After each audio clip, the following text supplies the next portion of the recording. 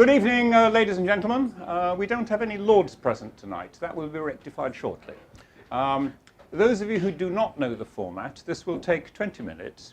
It is a series of questions which I ask, answers which are given by our freedom fighter. Now, the series Freedom Fighters basically focuses on those who have campaigned for individual liberty, for free trade, free enterprise, for markets, who have, in other words, fought the good fight over the years. And tonight we're very privileged to have Dan Hannan, the member of the European Parliament for South East. Yes. Doesn't say South East what?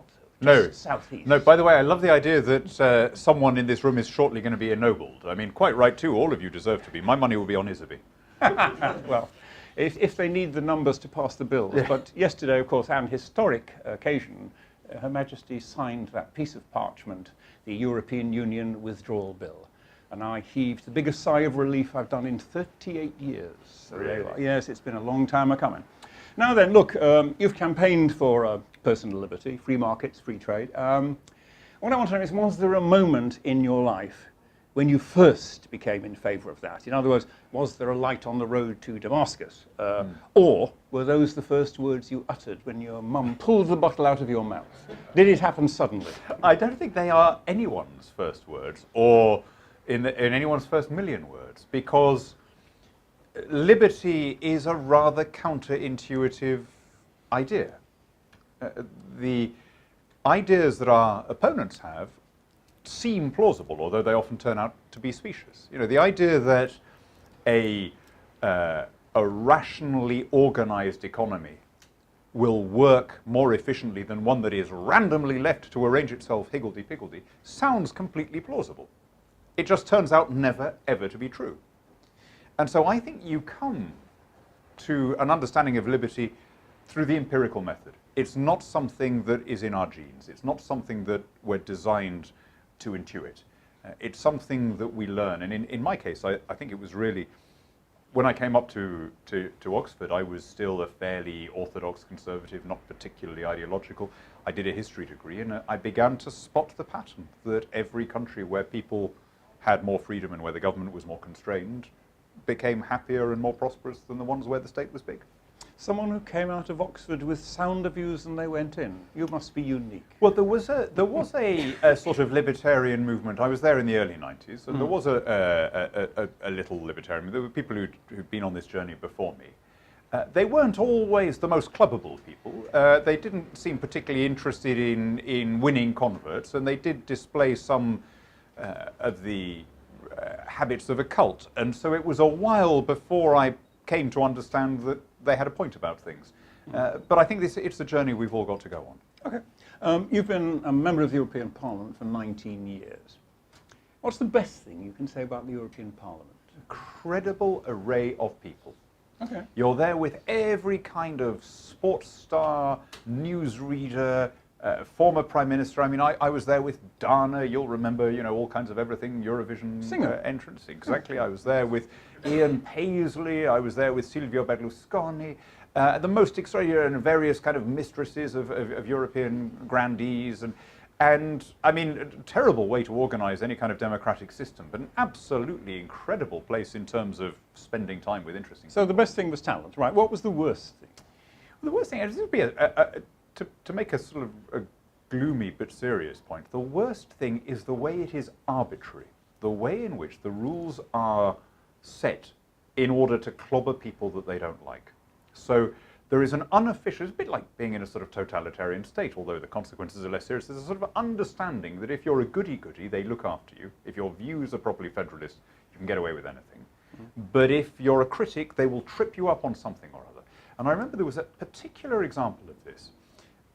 In theory, MEPs are given diplomatic immunity. Diplomatic immunity can then be lifted by a vote of the entire chamber. And what's supposed to happen is that it's upheld if there is an obviously political prosecution. If somebody has made a speech critical of the president of some Eastern European country and are prosecuted, the Parliament will say, no, that is in pursuit of your duties as an MEP, but it's not supposed to cover a driving offence or shoplifting or something. In reality, of course, a completely different standard pertains. And if they don't like you because you're a Eurosceptic, they will always bang you up. And I remember one particular day where a goody-goody Federalist was wanted for tax evasion, straightforward tax evasion, and the Parliament voted to uphold his immunity. And then Marine Le Pen was wanted for likening burqas to feeling under occupation. And of course, her immunity was immediately lifted. Now, the point is, one of those was political and one was not. But of course, that was not the determining characteristic. And this is the most draining thing about being an MEP, that you have to keep, in my case, you have to keep notes in triplicate for absolutely everything, because you know that they will always be looking to try and catch you out on some technicality, some form that you filled out incorrectly, and then say you're being investigated for corruption and all of this. That is a fairly wearing thing to have to live with for 19 years. You were born in Lima in Peru. Yes, sí, señor. Did you, you spent part of your childhood there? Yep. Yep. Are there any lasting memories or influences? Yeah, I think this is, I mean, the big one, the big political one, was spotting the difference between a rule of law-based country and an unrule of law-based country. Which was which? I'll tell you what. When I was 5, my father was a farmer, and a mob invaded the farm, or tried to, and as the land seizures all over the country, because it was a sort of Mugabe type situation. The government had announced a huge nationalization program, and as always happens in that situation, the police don't enforce property rights because they can see which way the wind is blowing, and people start taking the law into their own hands. And I can remember my mother taking me to the sort of back door. There was a gate that led into this footpath into the hills, and saying, "We're going to play a game. If we have to come this way again, we must make a sound." You know? And my father was suffering from one of those diseases that occasionally afflict white men in tropical countries. And she kept on saying, "Let's get out of here." And he was saying, "This was nothing. This was desert, and I've got all these farm workers. I've got a responsibility." So I remember him loading this revolver, and she was saying, "Yeah, they could blow you over. You've just got out of bed." You know, that was an early introduction to how politics can matter. And it was only coming here and spending time here at school and so on that it occurred to me the really surprising thing, which is that no one had been surprised that in most of the world it was assumed that property rights were contingent, that the rule of law came and went, that constitutions were ephemeral. And what a unique and precious thing it was to come to a country where you took for granted the basic freedoms under the law that define Britain. Excellent. One lasting influence I had from Peru was ceviche, the national dish. Do you like it? Yeah, gosh. Although you can't really get it here.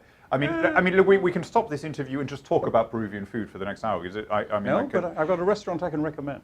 Yeah, I have tried. Oh, I tell you, actually, no. I was about to say there is no good Peruvian restaurant in London. Actually, I make a partial exception, but none of you will believe that it's a Peruvian restaurant, even though it is, which is Nobu.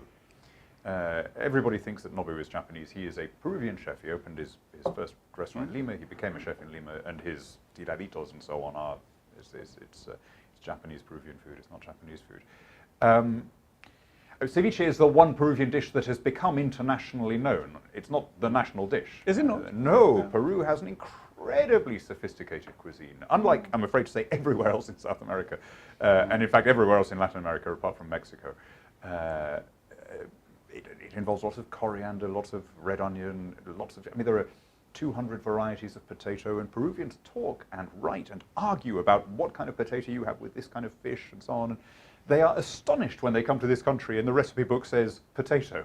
What do you mean potato? You know, it's a very food-oriented culture. We're not providing dinner, by the way. Just there'll be drinks after this, but no Peruvian food. I suppose one of the most memorable videos we have of you was haranguing Gordon Brown in the European Parliament, and he had to sit there and take it. That was wonderful to watch. Did you prepare for that, or was it spontaneous? I've never had the self-discipline to read from notes. Okay. You didn't have any notes, I noticed no, that. In fact, I was told just before, minutes before I stood up, an usher came over and said, "Mr. So-and-so, who was supposed to be speaking, isn't here. would you like his time, which turned it from a 2-minute speech into a 3-minute speech. So I said, yeah, I've got a few things I'd like to say.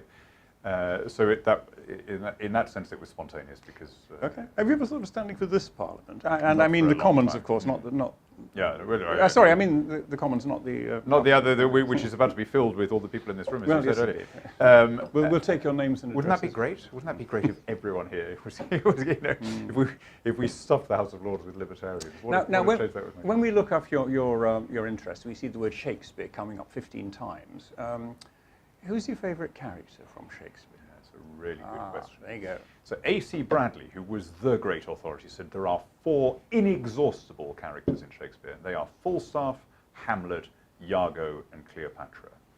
And of those, I think the most interesting and the deepest and also the most relevant now is Cleopatra. I was about to say, it's not Cleopatra, is it? It is Cleopatra. I'll tell you why.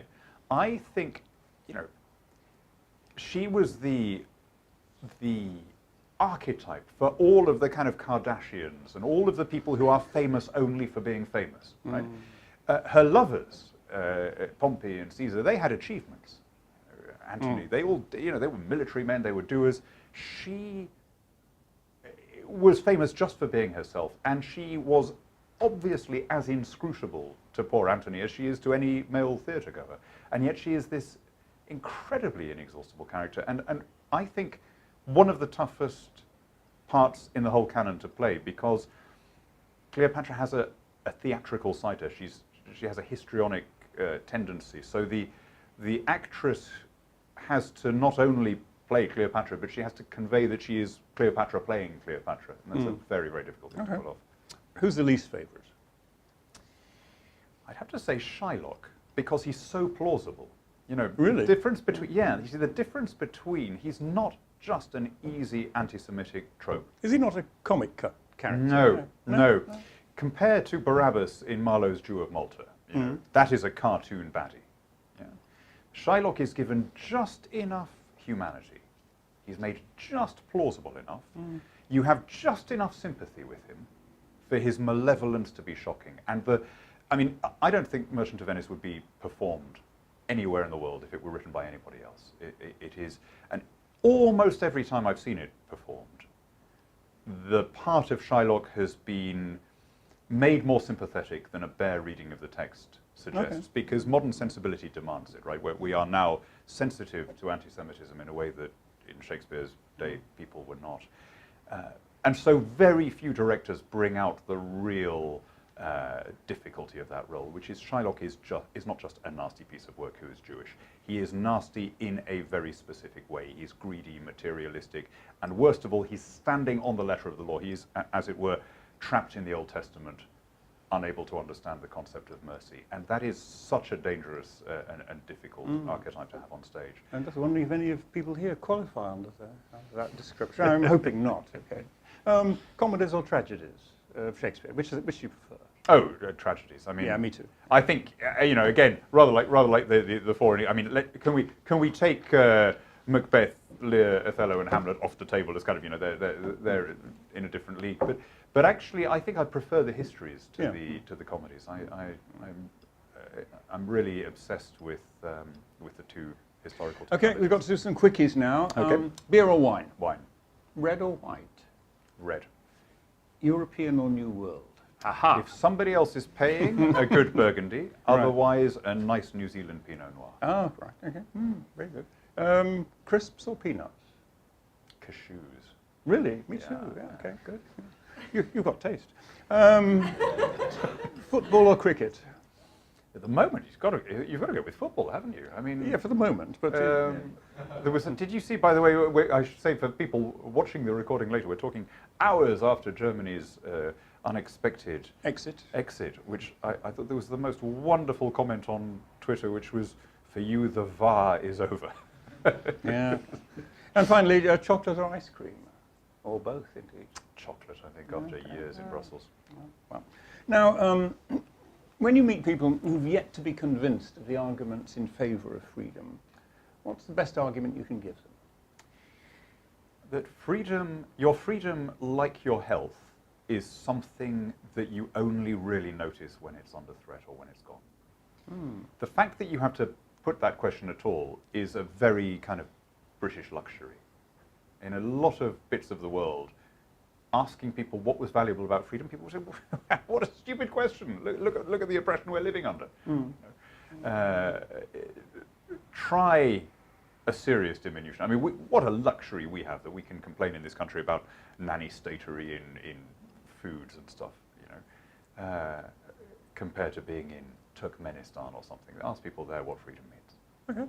Okay. Occasionally, people on our side come up with arguments against freedom. What's the strongest argument against it you've ever come up against? The one we really need to get on top of? I mean, I think I'm not sure the strongest one, but the one that carries the most people, that convinces the most people, is that freedom is in opposition to fairness. That a society where there is more freedom is a society where there is more selfishness, more greed, fewer ties that bind us socially. You and I know that that is not the case. But like so many of our arguments, you need to carry people with you. You need to explain why it is. And part of the problem is when people say, I want fairness, it's not really that they're saying that they want equality or that they want equity or even that they want reciprocity. What they're really saying is, look how nice I am. It's a kind of narcissism. I want fairness. You're saying virtue signalling. Yes, yes. Mirror, mirror on the wall, who's the fairest of them all? Look at me. Now, we all have known people who've gone to Brussels with good intentions and have gone, as we say, native. You never did. Was there a reason for that? Well, I had quite a strong agenda when I went there. Fair. But I remember talking to a veteran Danish Eurosceptic at the beginning when I was new MEP, and he said, you will be surprised by some of the people who swim with the tide and some of the ones who don't. Because it's not so much a question of integrity, it's a question of intellect. So the people who are constantly saying to themselves, ought this from first principles to be something that the EU is doing, will be, even if they're not particularly principled people, will be much more immune than the well-meaning people who would never take a bribe, would never consciously do something sordid, and yet who, without realizing it, osmose attitudes from people around them and normalize attitudes that are very different to those that they began with. Go native, as we that's, say. That's the thing, that going native is an unconscious subliminal process. That's why it's so dangerous. After the Brexit vote, famously you said the EU would lose a bad tenant and gain a good neighbour. We've had somewhat tortuous negotiations since then. Do you think that's still true? And will they be a good neighbour to us? I think in the long run, yes, it is still true. It's clear that they are losing a bad tenant, and yes, I think we will be good neighbours. But you're right, the negotiations are much more tortuous than they need have been. I think we have made a series of unforced errors since the vote, and some of them were weirdly errors of overcompensation, and maybe inevitably. I think if a leaver had formed the government, which was the almost universal assumption 2 years ago, the tone would have been much more conciliatory, the desire to bring the two sides together would have been much more visible. Because the Prime Minister, 3/4 of her cabinet and 2/3 of her MPs had campaigned to stay in, I think they felt they had to prove that they actually were committed to delivering the result. And that led not only to some harsh language, but to some absurd policies on, insisting on keeping out foreign students and this kind of stuff, which I think was a mistake. Do you think the EU will survive in its present form? And not forever. Europe will survive, but... The EU. So. Yeah, Europe will survive, but the Holy Roman Empire, the Hanseatic League and so on come and go. The European Union will come and go like any other political... Okay, let's put a time limit on it. Do you think it'll survive in its present form for 10 years? Do you know, nobody can answer that. Every clever dick thinks they have an answer. I can remember travelling in what we still called Eastern Europe in the 1980s and thinking, this can't survive, because nobody believes in it. Right? Even the people running East Germany and Czechoslovakia, they didn't believe in Marxism, if ever they had. Right? And yet I couldn't see, and nor could anyone else, the mechanism by which it would end, because there were so many people who had a vested interest in it. And there were one or two optimists who said, well, there'll be some 20-year reform process in communism. There were a few real outliers who said, no, there'll be some great shock, a Chernobyl-style breakdown that will lead. What was the event that brought it down? It was the decision of the Hungarian Foreign Ministry to stop requiring exit visas from East Germans who wanted to travel to Austria, and within a couple of weeks the whole system had unraveled. So this could happen any day, but it's almost always something that you couldn't see coming. Okay, we're going to do the last question, which is Anthony Fisher, a World War II fighter pilot, decorated, went up to Friedrich Hayek and said, what can I do to help liberty? And Hayek basically said, don't go to politics. You know, do academic research, right. Start a think tank, and lo and behold, the IA was born, and then, all good things yes. came from there. Now, if a young person aged 18 to 20 came up to you today and asked you whether a career in politics was worthwhile, what would your answer be? I mean, if that person had the same entrepreneurial ability that Anthony Fisher had, do the same thing. Because Anthony Fisher had a unique ability. He was good at making money. He then, as you know, nearly lost it all on a scheme involving turtle eggs. But I think he has changed the world more benignly and more profound, and is still doing so. You go to an Atlas dinner now and you see the amazing reforms that he is still from the grave carrying out. That was an incredibly valuable. So what I would say to anyone in that age range is, if you want to go into politics, you need to have a clear purpose. There's no point in being a politician. In fact, anyone who fancies the life of being an MP needs their head examined. Right? There is nothing fun or glamorous about it. The hours are bad, the money is bad, there's no privacy, the world thinks you're a crook. None of that matters as long as you are delivering something that you couldn't otherwise be doing in a different walk of life. None of that matters. But do not end up treading water because you thought that being an elected parliamentarian would be glamorous or fun. It's not. And there's no finer note to finish on. And that is what every freedom fighter should believe. Thank you so much. Thank you very much. Those of us who know our format will know there are no questions. We go downstairs and have some more drink. And I hope our speaker will stay another 10 minutes, if possible, and chat to us before he has to go along to his other engagement. With pleasure. There you go. With pleasure, where I'll be listening to, instead of making a speech for once, I'm listening to a speech by Dominic Grieve. It's going to be great fun. Okay.